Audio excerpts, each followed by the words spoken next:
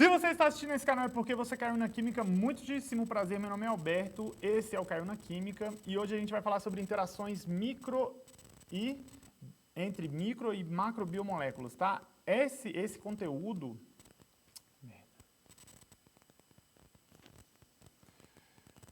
Se você está assistindo esse vídeo é porque você caiu na Química. Muito prazer, meu nome é Alberto, esse é o Caiu na Química e hoje a gente vai falar sobre interações entre micro e biomacromoléculas, tá? Esse conteúdo é um conteúdo de química farmacêutica.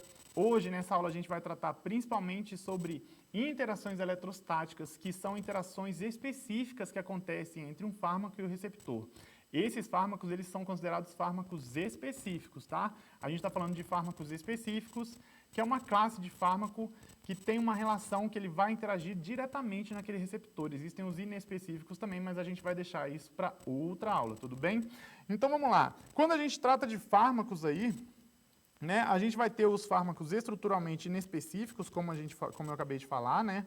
Inespecíficos, ele vai depender mais de propriedades físico-químicas da molécula para que uma concentração da molécula chegue ali a uma determinada região do seu organismo. E a gente vai ter os fármacos específicos, que é o que a gente vai tratar hoje. Quando a gente fala desses fármacos específicos, a interação entre a proteína e o fármaco vai ter a interação entre o biorreceptor, vamos falar biorreceptor, e o fármaco. Essa interação, ela é ditada por tipos de interações intermoleculares, galera. Vai ter ligação iônica, vai ter ligação de hidrogênio, vai ter interação eletrostática que a gente vai ver hoje. Então, são interações específicas de fármacos específicos que nós vamos falar na nossa aula de hoje. Quando a gente fala isso daí, né? Acabei de falar aí, ó, os fármacos específicos, eles têm uma seletividade com determinadas biomacromoléculas-alvo. Então, é uma interação entre biomacromolécula e o fármaco, entre uma proteína e o fármaco. E aí, o reconhecimento depende do arranjo espacial dos grupamentos funcionais. Então, quando vai se montar um fármaco específico, você tem que pensar nos grupos funcionais, quais tipos de interação ele vai ter ali no organismo, se ele precisa ser polar, se ele precisa ser mais apolar, se ele precisa ter hidrogênio para fazer ligações de hidrogênio, se ele às vezes precisa atravessar uma barreira apolar ali, uma barreira hematoencefálica, ele não pode ter uma carga iônica. Então, tudo isso daí deve ser levado em consideração quando se fala de fármacos aí. E ele depende, claro, das propriedades estruturais, que devem ser complementares ao sítio de ligação da molécula receptor. Então, reparem que é altamente específico. Vai ser interações, a gente vai ver nessa aula, interações pequenininhas entre partes do fármaco e partes da biomacromolécula, em partes do receptor, tá? Biomacromolécula é a proteína, a macromolécula, no qual o seu fármaco vai interagir. Quando a gente fala disso daí, a gente tem que pensar no modelo chave-fechadura. O modelo chave-fechadura é um modelo clássico que a gente sempre pensa aí, né? Onde o seu fármaco ele vai ser uma chave, essa chave vai se encaixar numa fechadura, que vai ser o seu receptor. Aqui tem um desenho melhor do receptor, né? Gerando ou impedindo uma resposta. Quando ele gera uma resposta fisiológica, eu vou até mudar aqui o meu lado aqui, né? A gente chama ele de agonista. Ele é um agonista original ali, ó. Deixa eu ver se eu consigo tirar o zoom. Ele vai ser um agonista original, né? Agonista original. Agora, quando ele não consegue, a gente vai chamar ele de antagonista. Esse desenho do antagonista é bonitinho, ó. Uma chave seria um fármaco, agora ele seria um pedaço de madeira ali, né? Aqui o livro faz essa analogia ao fármaco ser um pedaço de madeira. Ele vai se encaixar, ele se encaixa aqui no sítio do receptor, né? Não que o fármaco seja um pedaço de madeira, não, tá, meus amores? É uma molécula que vai se encaixar ali, mas tá vendo que ela não encaixa totalmente ali e ela não gera uma resposta biológica. Ela não gera aí, ó, um bloqueio, ela bloqueia a resposta biológica. Existem outras classificações, qualquer coisa depois eu monto uma aulinha só falando dessas classificações, mas basicamente um fármaco ou ele é agonista ou ele é antagonista. Tem o agonista reverso também, tem outros tipos de fármacos, mas sempre pensando nisso daí, tá? O agonista modificado, que é o que está aqui no meio, ele é uma chave que não se encaixaria perfeitamente, ficam os espaços, mas mesmo ficando espaços, ele ainda vai gerar uma resposta biológica ali, tudo bem? Mesmo sobrando espaço, ele ainda vai gerar uma resposta biológica. Então, a gente tem esses 3 tipos de fármacos e repara que aqui a gente está falando da interação de um fármaco com um receptor. Essas interações vão ser específicas, então eles são fármacos, essa questão é de fármacos específicos que a gente trata, tá? Uma nova nomenclatura que já surgiu até há um certo tempinho aí para o modelo chave-fechadura é que a galera começou a deixar o modelo chave-fechadura um pouco para trás e começou a chamar de ajuste induzido. Por quê? Porque o modelo chave-fechadura, que é o modelo que a gente viu aqui no slide anterior, ele é um modelo que ele se parece duro, né?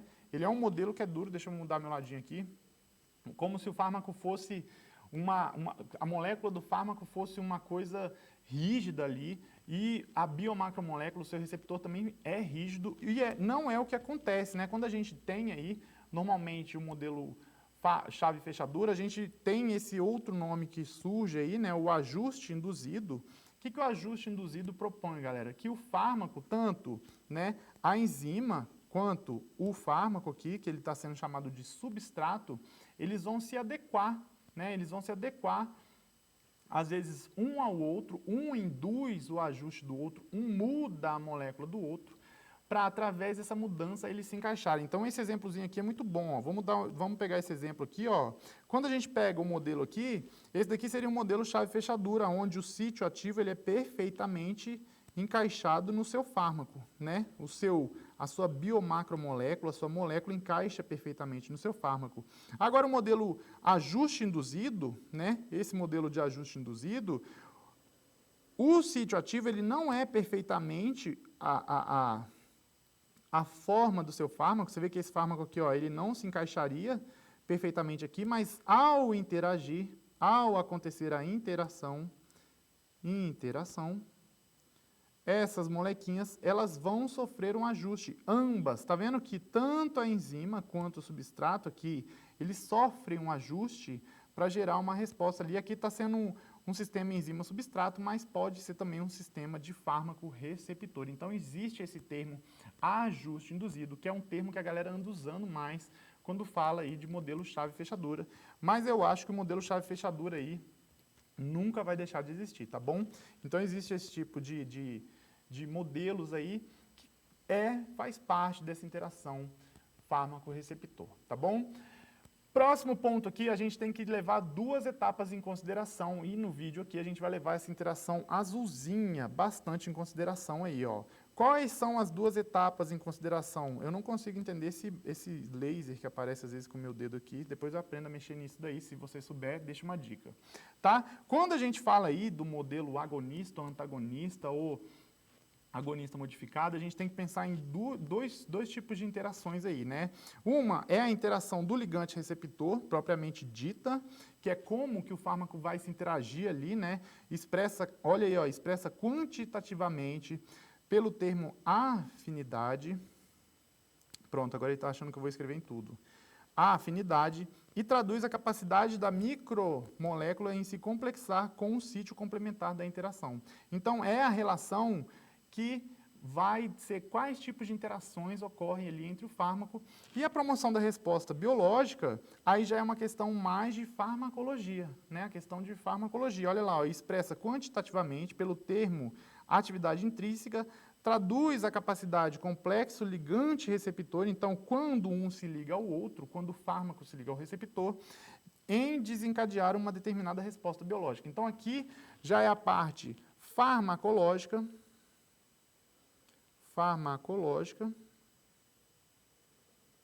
e essa parte aqui é a parte de interação mesmo, galera, interação. E é aqui que eu vou curtir, esse vídeo é sobre essa parte aqui de cima, sobre esse tipo de interação. Como eu falei, não é a questão de eu sou químico, estou dando desculpa de farmacologia, mas é porque senão o vídeo ia ficar muito comprido. Então hoje a gente vai falar, nesse vídeo, só de interações eletrostáticas, depois eu vou falar de ligações de hidrogênio, e ele vai virando a parte 2 e a parte 3, tá? Mas eu não vou tratar de partes de farmacologia, tem até um vídeo, alguns vídeos aí, que é do canal Flavonoide, né? A menina colocou o nome de Flavonoide, eu acho que ela é Flávia, o nome dela, que ela explica muito bem a questão de farmacologia e de efeito farmacológico do medicamento, tá? Então, não é o intuito desse vídeo vamos falar aí dessas interações fármaco-receptor. E aí, quando a gente fala aí, né, dessas importâncias, aí, o grau de afinidade e a especificidade da ligação micromolécula com o sítio receptor é determinado por interações intermoleculares. Claro, o seu fármaco é uma molécula e o receptor é outra molécula, né, as quais compreendem forças eletrostáticas. Então, nessa aula agora, a gente vai falar sobre essas forças eletrostáticas. Elas parecem muito, mas não são muito não, tá? Vai ser aí, a gente nem vai chegar a falar de ligação de hidrogênio hoje, mas a gente vai falar aí, principalmente das ligações dipolo-dipolo, íon-dipolo e, querendo ou não, o íon-íon aí, né? Seria interação eletrostática propriamente dita aí, tá? Então o vídeo é sobre isso. Quando a gente vai falar sobre forças eletrostáticas, olha lá, repara que aqui, ó, a gente já consegue ver o quê? Um ligante, né? Um fármaco que ele tem uma amina, essa amina protonada, né? Ela vai interagir com um receptor. Antes de interagir com o receptor, repara que eles estão o quê? Eles estão aqui solvatados. Eles estão solvatados. Tá bom? Essa solvatação vai fazer o quê? Vai deixar a molécula interagindo ali com a água. Quando o fármaco chegar perto do receptor, vai haver uma interação. Nesse caso que está sendo mostrado, essa interação é iônica. Por quê? Porque esse ligante aqui, esse fármaco, ele possui uma amina. Essa amina, provavelmente, devido ao pH, foi protonada e ela está vendo que ela está com 3 hidrogênios, fazendo 4 ligações aqui, e ela está com uma carga positiva, então ela está na forma de um íon, e vai interagir com o ácido carboxílico de algum aminoácido que há lá no seu receptor. Esse ácido carboxílico, muitas vezes, ele pode estar desprotonado.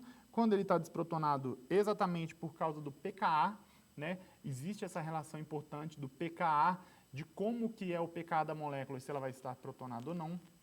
Isso vai fazer com que a molécula esteja na forma de íons ou não esteja na forma de íons. Nesse caso, ele está na forma de íon e vai haver interação entre o ligante e o receptor. Essa interação é de que tipo? Essa interação vai ser do tipo iônica.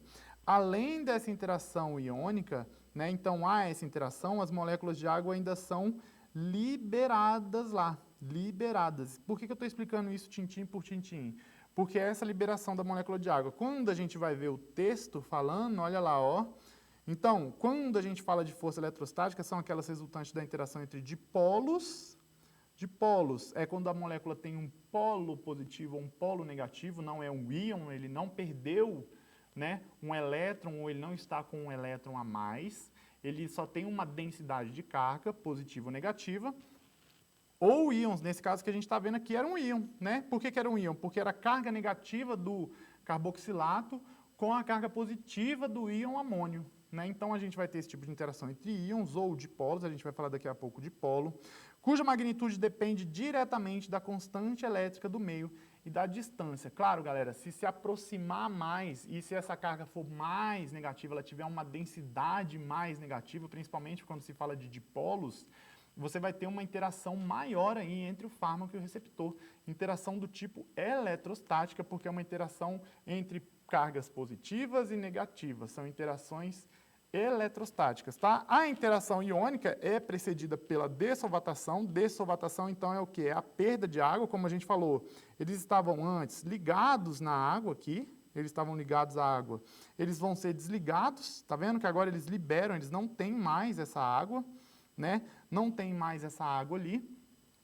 E ainda fala aí, ó, processo que envolve perdas entálpicas. Então, a perda entálpica, o que é entalpia? Entalpia é como se fosse a energia que a molécula, que o sistema vai ter guardado na forma de ligações de molécula ali. Então, há uma perda entálpica, é sinal que ele sofreu uma estabilização da entalpia. O sistema está menos energético do que ele estava antes. Além disso, ainda tem um ganho entrópico. Entrópico, nesse caso, vamos tratar aí com uma maior simplicidade. Você tem agora um maior número de moléculas soltas no sistema. Você tem um sistema mais desorganizado. E isso é um ganho entrópico. Quando a gente pensa, e aí eu não vou entrar nesse detalhe, né? ΔG, né? ΔH menos T ΔS. Se você diminui o ΔH, isso aqui é mais específico, se não estiver entendendo, não tem problema, que depois qualquer coisa a gente explica em outro vídeo. Se você diminui o ΔH, né, e aumenta o ΔS, você favorece a acontecer uma reação, porque você torna esse ΔG aqui mais negativo. Mais negativo. ΔG é a energia livre de Gibbs da reação e ela dita o quanto sua reação é espontânea. Reações que têm um ΔG negativo, elas são espontâneas, elas acontecem espontaneamente, reações ou interações, tá? Não é só sobre ser exotérmico ou endotérmico que torna uma reação ou uma interação espontânea.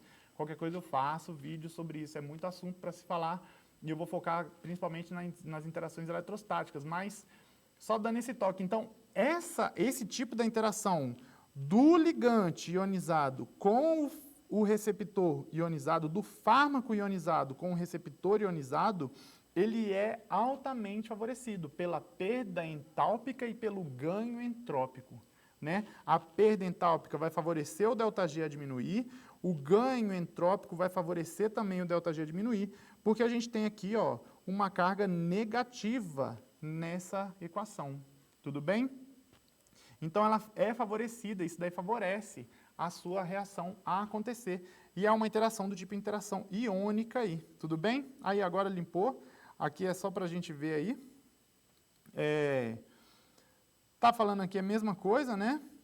Aqui a gente tem um exemplo, né, de pH, e aqui é importante, quando a gente fala de forças eletrostáticas, é importante a gente pensar em alguns aminoácidos. Por quê? Quando a gente fala no pH fisiológico por volta de 7,7 aí, né, 7,7 mais ou menos, quando a gente fala de pH fisiológico, alguns aminoácidos eles vão ter cargas, encontram-se ionizados. Cuidado, amores, por quê?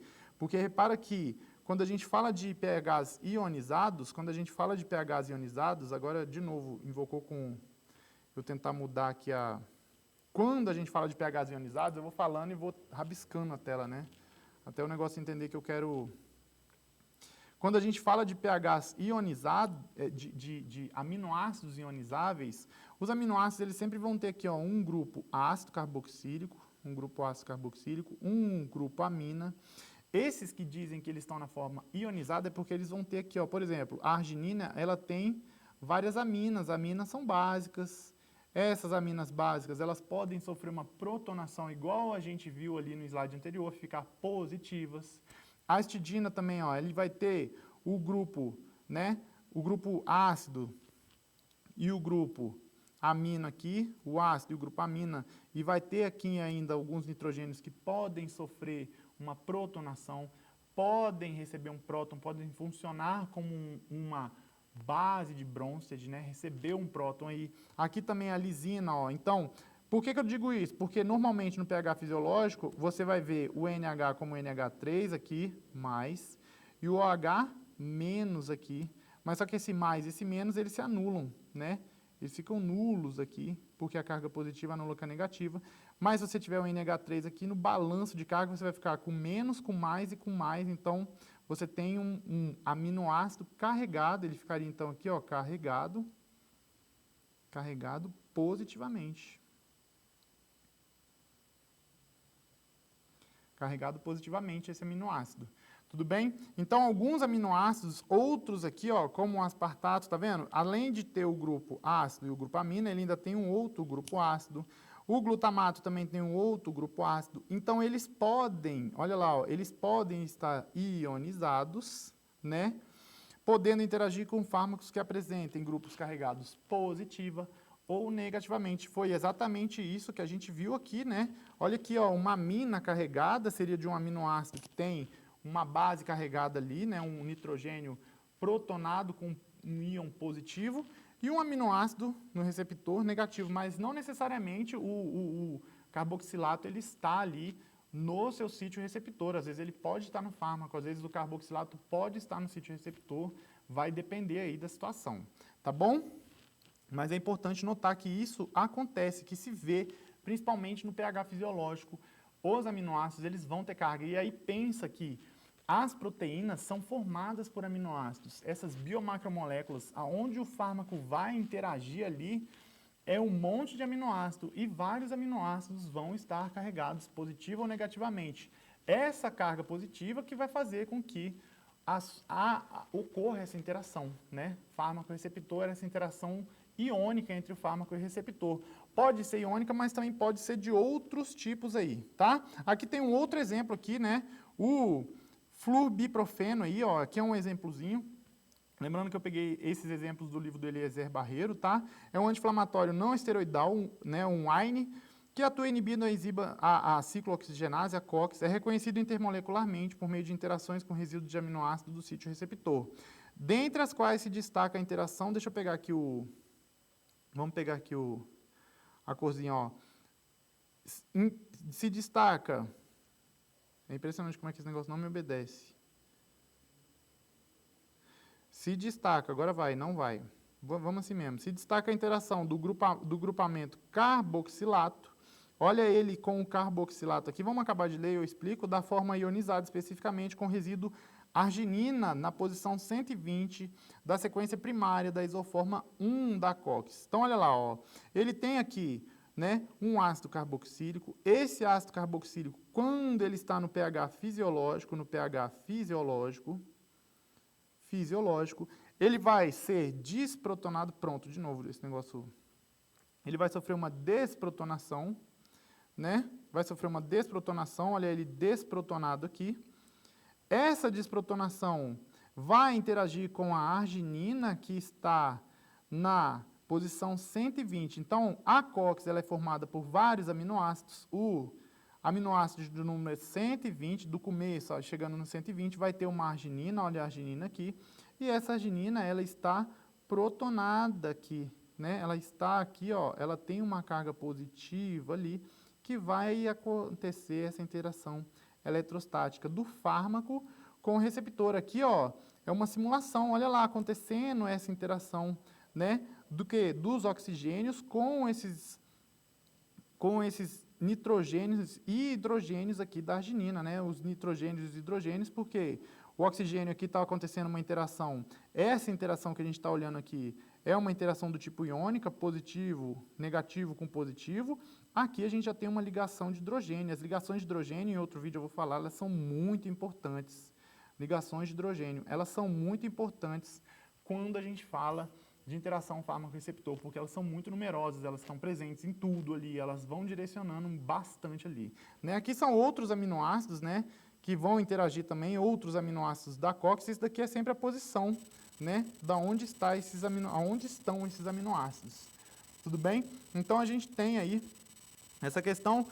Cabe destacar aí, ó, que uma ligação iônica reforçada por uma ligação de hidrogênio pode resultar no expressivo incremento de uma força de ligação em torno de 10 quilocalorias por mol. Então, essa ligação de hidrogênio que a gente colocou aqui, ó, ela ainda aumenta esse tipo de interação. Ela vai direcionar e vai melhorar, vai aumentar ainda. Além da interação iônica, você ainda tem uma ligação de hidrogênio ali acontecendo. É um exemplo do fluorbiprofeno, que é esse fármaco que mostrou aí, né? Adicionalmente aí, as forças de atração eletrostática pode incluir outros dois tipos de interação que variam energeticamente entre 1 e 7 quilocalorias. Depois a gente vai ver quando falar de ligação covalente, engraçado, né? Que a gente fala de ligação covalente entre um fármaco e um receptor, as ligações covalentes fármaco-receptor são muito mais energéticas. Se eu não me engano, posso estar falando besteira, mas é por volta lá de 50 quilocalorias, é uma coisa muito mais absurda. Tá? A gente também pode ter interações íon-dipolo. Interação íon-dipolo, aqui tem um exemplo, olha aí, ó, interação íon-dipolo. O que vai acontecer? Você tem o íon, aqui nesse caso o íon está no receptor e o dipolo está no fármaco, né? O dipolo está no fármaco. Por que é um dipolo? Está vendo que ele tem aqui, ó, uma densidade negativa? Porque o oxigênio ele puxa essa densidade de carga, né? Essa carga eletrônica por indução ele puxa, deixa esse carbono com uma densidade positiva, é uma molécula que ela fica com um polinho positivo e um polo negativo ali. Deixa eu ver se eu consigo até apagar aqui. Ela vai ficar... Esse negócio não obedece, né? Vai puxar essa densidade de carga aí. Caraca, bicho. Tô apanhando do tablet. Deixa eu respirar um pouquinho, só porque vai me dando uma raiva. Ele vai puxar essa densidade aqui, né? Vai ficar com uma densidade negativa, mas repara que ele não é um íon. Ele não é um íon. Ele tem um polo negativo e um polo positivo. Ele tem uma densidade de carga negativa e uma densidade de carga positiva. Por isso que é uma interação entre o íon e uma interação dipolo, porque ele tem um polo. São uma molécula que tem um polo negativo e um polo positivo. Interações íon-dipolo, né? Aí, ó, resultante da interação entre o íon e uma espécie neutra polarizável com carga oposta àquela do íon, tá? Dipolo-dipolo é a interação entre dois grupamentos com polarização de carga oposta. Aqui tem um exemplo bem bonitinho aqui, né? Olha aqui, isso aqui é um exemplo de polo-dipolo. Do mesmo jeito, o oxigênio, ele puxa a densidade eletrônica do carbono, porque ele é mais eletronegativo, né? Ele, sendo mais eletronegativo, ele vai puxar essa densidade eletrônica para ele. Quando ele puxa, ele fica com uma densidade de carga negativa. E o carbono, deficiente de elétrons, fica com uma densidade de carga positiva. Pode acontecer o quê? Pode acontecer de uma outra molécula que também tem um polo, tá vendo? Um polo negativo e um polo positivo, interagir aqui, ó. O polo positivo da molécula interagir com o polo negativo da outra e o polo negativo dela interagir com o polo positivo da outra. Não necessariamente vão ter as duas interações necessariamente como está aqui, né? Poderia ser só um polo positivo interagindo com um polo negativo e está tudo bem. Seria uma interação de polo, seria uma interação de polo também. Tá bom? As interações de polo são mais fracas do que as interações íon-dipolo que a gente vê aí. Interações íon-dipolo, elas não são tão fracas quanto a de polo, e as interações íon-íon, as interações iônicas, vão ser as mais fortes aí, nesse caso dessas eletrostáticas, que a gente está falando entre carga positiva interagindo com uma carga negativa. Tá bom? Então tá falando aí, só tá explicando essa questão aí, né? Dessa parte aí. E aqui está explicando também a questão de anéis aromáticos. Os anéis aromáticos, né? Anéis aromáticos que são conjunto de anéis presente em moléculas que eles apresentam uma maior estabilidade devido a eles terem essas duplas conjugadas, essas dupla sim, dupla não, que faz com que haja uma estabilização por causa dos orbitais π que estão ali emparelhados entre si, né? Eles podem interagir aí, ó, né? Então, adicionalmente, anéis aromáticos e heteroaromáticos, que são esses casos aqui, que você tem aqui não só carbono, mas você tem nitrogênio aí, né? Presente na maioria dos fármacos, podem participar do processo de reconhecimento de um ligante pelo seu biorreceptor por meio de interações. Pode haver empilhamento π, empilhamento T ou interação cátion-π. Aqui tem o desenho bem bonitinho, ó, interação empilhamento π. Quando eu quero dar o zoom aí, ó, de novo, toda hora eu não sei como é que o tablet reconhece que é meu dedo ou a caneta, né? Pronto, agora acho que ele reconheceu, não reconheceu, mas eu vou dar o zoom aqui, já, galera. Quando a gente fala aí, agora sim. Quando a gente fala desse empilhamento π aí, deixa eu ver se aparece aqui, apagar tudo. Quando a gente fala desse empilhamento π, o empilhamento π é a interação. Por quê? Porque vai ter uma interação entre os orbitais p, né, de um anel aromático com os orbitais p de outro. Isso vai gerar uma estabilização. Aqui é porque vai ter, querendo ou não, o hidrogênio aqui, que ele vai interagir ali com a carga de cima do empilhamento T, que também é um tipo de estabilização. E o cátion π, por quê? Porque aqui você tem essa densidade de elétrons aí, né? Sempre que tem essa densidade de elétron, o empilhamento T, ele é um pouco mais específico, por quê? Porque no centro do anel aromático ali, querendo ou não tem essa densidade de carga, então vai criar como se fosse um tipo de interação específico ali, né? Ele é mais difícil de ser explicado, mas dá para a gente entender por isso. E vai ter uma interação cátion-π. Tem até um exemplo aqui, né? O exemplo que ele dá aí, ó, é desse fármaco anti-Alzheimer, a tacrina.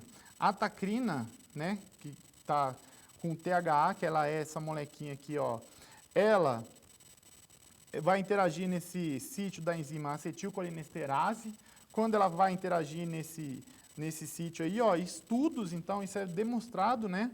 Através de estudo, demonstra que essas interações cátion-π são importantes para o reconhecimento da molécula pelos seus receptores nicotínicos. Através do quê? Olha lá, quando ela vai interagir com o triptofano, o aminoácido triptofano, que está na posição 149, há uma reação, há uma interação eletrostática entre o neurotransmissor aqui, nesse caso aqui a acetilcolina, né, interagindo ali com esse triptofano através de uma interação que essa interação é uma interação do tipo cátion-pi aqui. Cátion-pi por quê? Porque essa amina aqui, ela está com uma carga positiva, né? Ela não vou falar nem que ela está protonada, ela já é protonada de propósito, ela já tem essa carga positiva e ela vai interagir com esses orbitais pi que estão aqui no anel aromático. Isso direciona, né? Isso faz com que haja esse tipo de interação aí. Deixa eu tentar mudar de novo a página. Agora eu estou ficando com raiva um pouco disso, galera. Agora foi.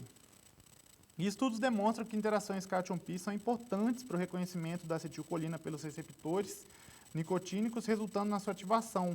E que variações eletrônicas do anel indólico do resíduo do triptofano são capazes de afetar a energia de interação do grupo trimetilamônio com o neurotransmissor. Então, ó, se você... Caraca, de novo, galera. Se você pega aqui... Deixa eu apagar essa parte aqui, apagar tudo. Se você altera esse anel triptofano, se você leva alguma alteração desse anel triptofano aí, pode ser que você atrapalhe e interfira nessa reatividade da acetilcolina com a acetilcolinesterase. Então, você não vai ter a resposta esperada da acetilcolina ali para gerar uma resposta farmacológica lá, né? Só por essa interação pi-cátion. Interação cátion-pi. Então, é um exemplo de interação eletrostática aí, que também é importante. Aqui é só falando dos receptores nicotínicos, né? São canais iônicos de algumas células cuja abertura é disparada pelo neurotransmissor acetilcolino, faz parte do sistema colinérgico. Como eu falei, se quiser aula aí de farmacologia, eu gosto muito lá do canal Flavonoide, eu acho ele bem de boa. A Flávia lá explica muito bem, bonitinho, com os papeizinhos. Seu nome deriva aí do primeiro agonista encontrado para esse receptor, que era a nicotina, né? Então, quando você fuma, não que você vá fumar, mas ele vai gerar aí, né? Ele vai se encaixar aí nesses tipos de receptor, nos receptores nicotínicos. A nicotina foi o primeiro agonista que gera esse efeito, né, que foi descoberto. O primeiro antagonista seletivo é o curare. Curare vem da tubocarina lá, é um produto natural que os índios usavam para caçar, e que posteriormente a galera descobriu que ele podia ser usado aí como anestésico, tá bom? Por último aqui, né? Penúltimo, já está quase acabando. A última força eletrostática, ela é um pouco mais rara de se ver, essa força eletrostática aqui. Esse grupo de interação, né, de polo, que a gente fala aí, essa interação é interação chamada de interações de halogênio. Essas interações são um pouco mais raras e um pouco mais difíceis de entender aí, ó. São interações não covalentes, são interações eletrostáticas atípicas, análogas a interações de hidrogênio, que, em geral, são decorrentes da polarização de uma ligação. Deixa eu explicar aqui o que acontece. Aqui você vai ter um halogênio, aí, ó, cloro, bromo ou iodo aqui, ligado a um fenil, né? Você vai ter ele ligado a um fenil. Então, esses átomos, eles são retiradores de elétrons por efeitos indutivos. Eles são retiradores de elétrons. No entanto, que você vai ver uma carga negativa carregada em cima dele ali. Ao mesmo tempo, fica uma parte oposta à ligação carbono-halogênio, a parte oposta à ligação carbono-hidrogênio, fica com uma densidade positiva. Essa densidade positiva, ela pode interagir com um dipolo negativo de outra molécula. Então, acaba como se você estivesse vendo, parece uma ligação de hidrogênio, mas não é uma ligação de hidrogênio aí, né? É uma ligação chamada ligação de halogênio. Essa ligação ela é um pouco mais difícil de se ver, né? Igual a gente falou aí, ó, análoga a interações de hidrogênio, né? E isso aqui foi praticamente o que eu expliquei, né?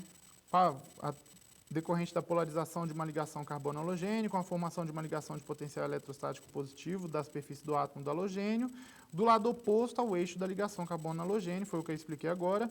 Essa região deficiente de elétrons é capaz de interagir com grupos funcionais capazes de atuar como bases de Lewis.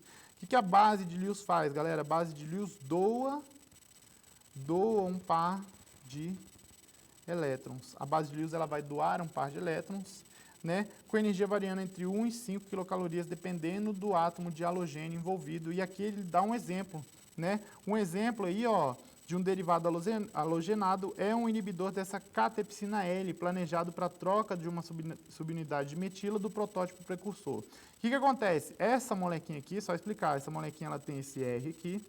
Esse R ele vai ser, o precursor vai ser com CH3, então no R aqui seria um CH3. Quando a gente vê o outro, ele vai estar aqui como um iodo.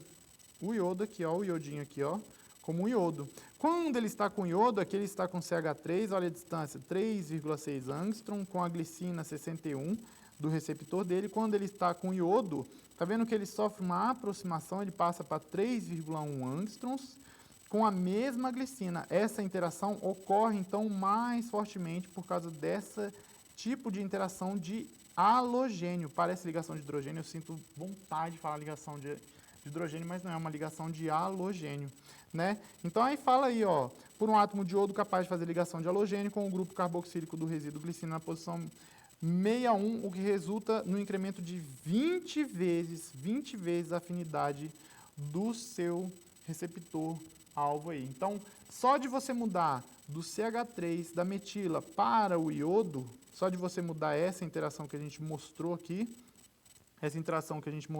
ó, você já tem esse fármaco aqui 20 vezes mais potente. 20 vezes mais potente, não, calma aí, né? Uma afinidade 20 vezes maior. Cuidado, não fala 20 vezes mais potente, que a potência dele vai estar ligado à questão farmacológica e não com essa questão de afinidade. Às vezes ele vai ficar mais encaixado lá, mas a resposta farmacológica que ele vai gerar vai ser a mesma e por isso que farmácia eu acho mais difícil até que química. Beleza, galera? Então é isso. Se você gostou aí do vídeo, se inscreva no canal, deixe seu like aí. Muitíssimo obrigado se você assistiu o vídeo até aqui. Mil desculpas por essas partes aí que fico rabiscando, é porque o tablet, às vezes, ele em vez de passar, ele fica sofrendo achando que o meu dedo é a caneta. Mas é isso, acontece, estamos esforçando para melhorar sempre. Um abraço, estudem sempre muito e fui. Valeu!